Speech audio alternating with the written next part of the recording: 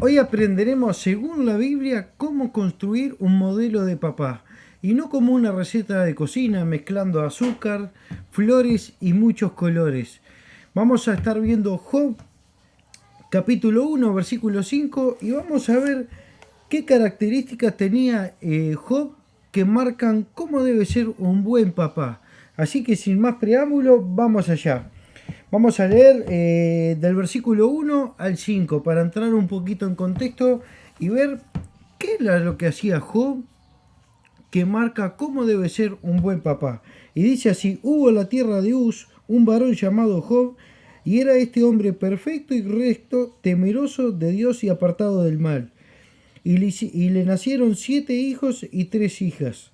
Su hacienda era 7.000 ovejas, 3.000 camellos, 500 yuntas de bueyes, 500 asnas y muchísimos criados.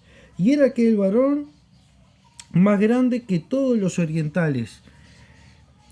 E iban sus hijos y hacían banquetes en sus casas, cada uno en su día, y enviaban a llamar a sus 3 hermanas para que comiesen y bebiesen con ellos.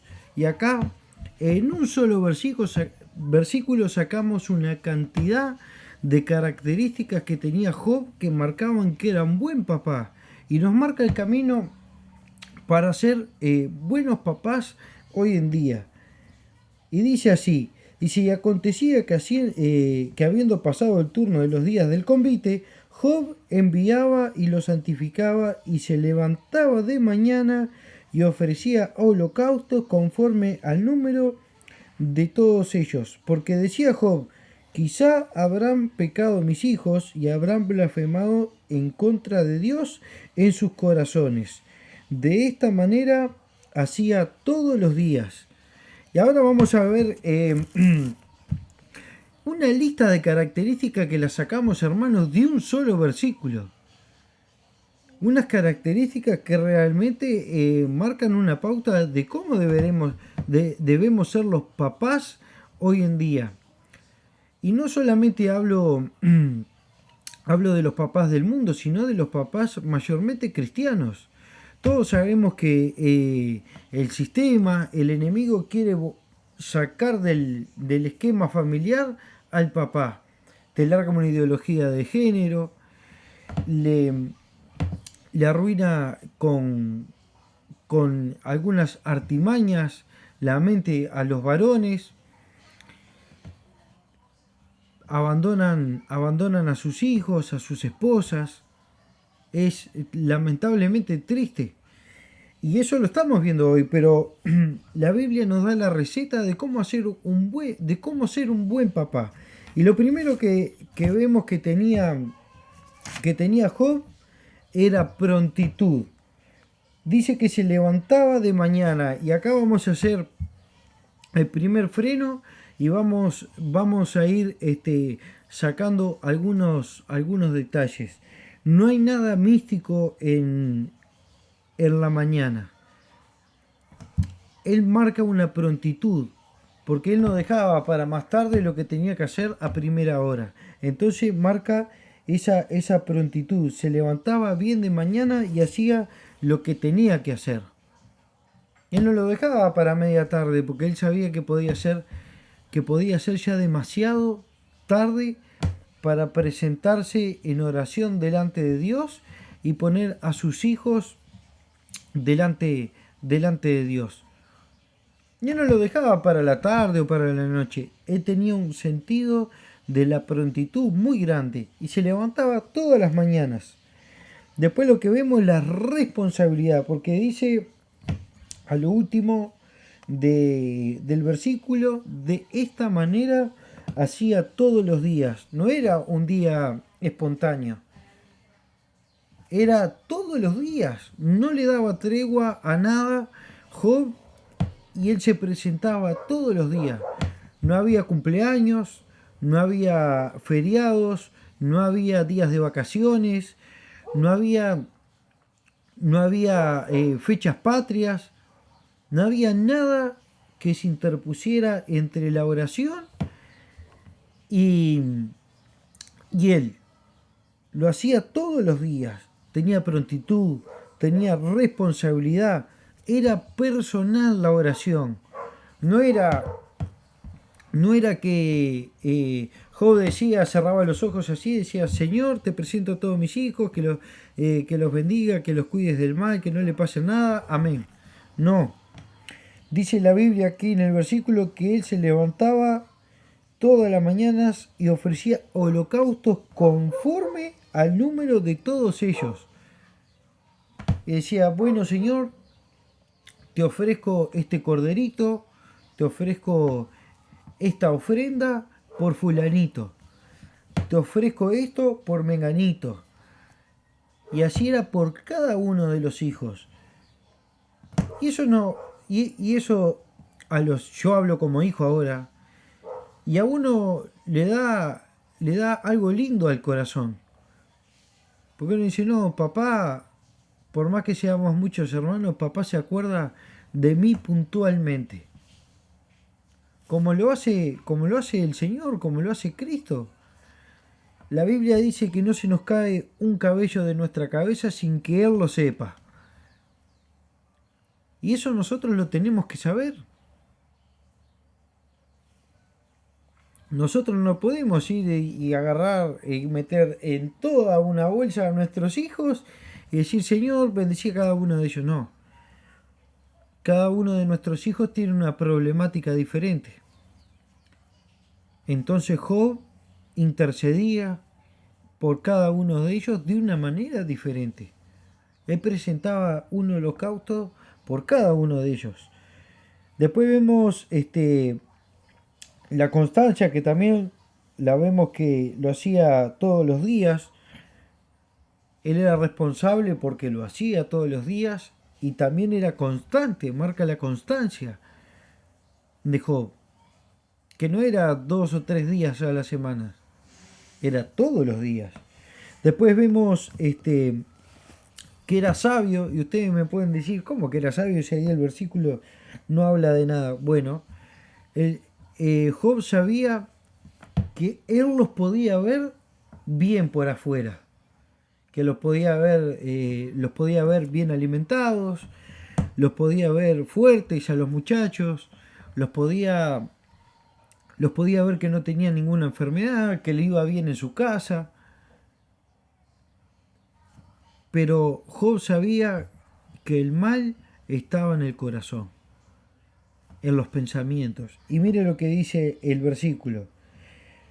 Porque decía Job, quizás, puede que sí, puede que no, habrán pecado mis hijos y habrán blasfemado contra Dios. ¿En dónde? En sus corazones. Y Job lo tenía clarísimo esto. Y él dice, capaz que yo los veo bien de bien por afuera, pero por dentro están mal. Tienen un pecado que no confesaron, tienen luchas, tienen pruebas, tienen dificultades, están luchando con un mal hábito, están luchando con cosas del pasado, capaz, no lo sabemos. Pero Job decía, ellos capaz que se ven bien por afuera, pero por dentro hay algo que puede estar mal. Y por las dudas vamos a presentarlos delante de Dios. Y es una característica de Job muy importante para nuestra época. Porque nosotros los papás fuimos puestos en la familia como jefe de hogar, pero no para golpear los puños, ni para hacernos los fuertes, ni para dar mandatos arbitrarios. Fuimos puestos en el hogar para velar por la familia. Y lo vemos en Timoteo, primera de Timoteo, capítulo 2, que el apóstol Pablo le dice, el hombre no fue el que cayó en el error, en el engaño de la serpiente. Él pecó con conciencia para no dejar tirada a la patrona. Entonces el Señor lo puso como cabeza de hogar para velar por la familia. Y eso es algo que nosotros debemos saber. Y no le podemos dejar las cargas solamente a la mamá. porque la mamá tiene otras funciones que cumplir en el hogar. Y el Señor nos dio esa responsabilidad a nosotros, no es que nosotros la inventamos. Dios mismo nos dio esa responsabilidad. Y después vemos que tenía unión con Cristo. Y acá quiero hacer el mayor énfasis de todos, porque él tenía unión con Cristo. ¿Cómo puede ser que, ustedes me dicen, cómo puede ser que tenga unión con Cristo si Cristo no había venido? Pero la palabra dice que todos se miraban con fe y obediencia hacia el futuro. Porque toda la ley, como dijo el mismo Señor, hablaba de él. Y él tenía unión con Cristo. ¿Por qué? Porque él sabía que aunque él presentara todo lo que presentara, los presentara en oración, ofreciera holocaustos, ofreciera sacrificios, orara por cada uno de ellos, el mal podía venir. Y eso pasa más adelante. Miren el versículo 19. Y un gran viento del lado del desierto, vino un gran viento del lado del desierto y azotó las cuatro esquinas de la casa, la cual cayó sobre los jóvenes y murieron. Y solamente escapé yo para darte la noticia. Y todos sabemos lo que hace Job. ¿Qué dice? Jehová dio y Jehová quitó. Lo vemos allí en el versículo 21. Él tenía unión con Cristo. Él sabía que por más que presentara todo lo que presentara, que orara por ellos, él sabía que algo malo les podía pasar o ellos le iban a dar la espalda a Dios, como le pasó a Samuel, que los dos hijos eran unos bandidos bárbaros, como le pasó a David con Absalón. Nosotros los papás debemos saber que por más que oremos por ellos, los eduquemos bien, le mostremos los valores cristianos que le mostramos todos los días, ellos cuando crezcan van a tomar sus propias decisiones y van a decir: papá, la verdad que toda la vida creí lo que vos creíste, pero me di cuenta que está más rayado que un paquete de queso. Y no creo más en eso que crees vos, creo en Buda ahora. Y nosotros debemos saber que eso está en el bolillero de la vida y puede pasar. Pero aún así Job los presentaba todos los días delante de Dios. Y nosotros de esta historia tenemos que sacar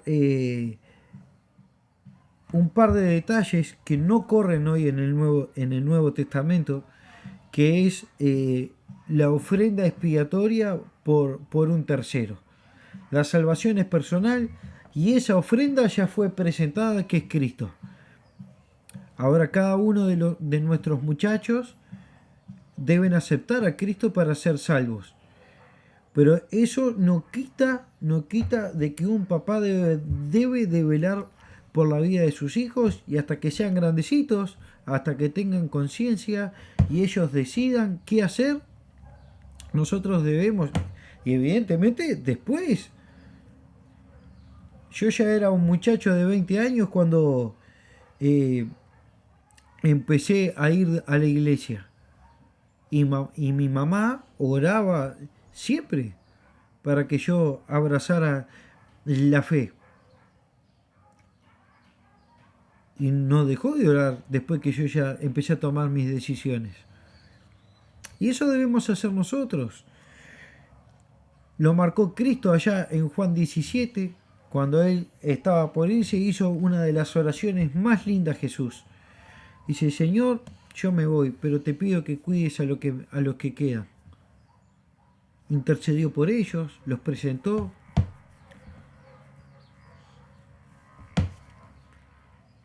Pablo tenía esa misma práctica, Pedro, Juan, oraba siempre por los demás, por los hijos espirituales. Y abro este paréntesis porque muchos traficantes de fe, como lo vimos en el video anterior, y te van a pedir: no, Job presentaba ofrendas. Presente usted una ofrenda. ¿Qué está ofrendando hoy? No te van a hacer matar un cordero. Te van a hacer que pactes con algo. que ofrendes una cosa, que ofrendes otra, pero esa ofrenda ya fue presentada y es Cristo. Y nosotros lo debemos de saber así. Y también tenemos que ver, como vimos en este mensaje, que no debemos de cargar solamente a la mamá, a la patrona en el hogar, porque es una responsabilidad que nos concierne a nosotros. Y eso lo tenemos que saber. Todos sabemos que el mundo está mal, el sistema, el enemigo, como le quieran llamar, te inventan una ideología de género, como el feminismo, para borrar del mapa a papá en el hogar. Te inventan una ideología de género para que vos te autopercibas como quieras y borrar a papá de la escena y todo ese tipo de cosas. Yo quería compartir este mensaje con ustedes. Si les fue de bendición, denle me gusta. No es para mí, ya lo expliqué en el video anterior. Es para que YouTube no entierre los mensajes. Compartan. Y bueno, nos vemos la próxima. Que pasen bien.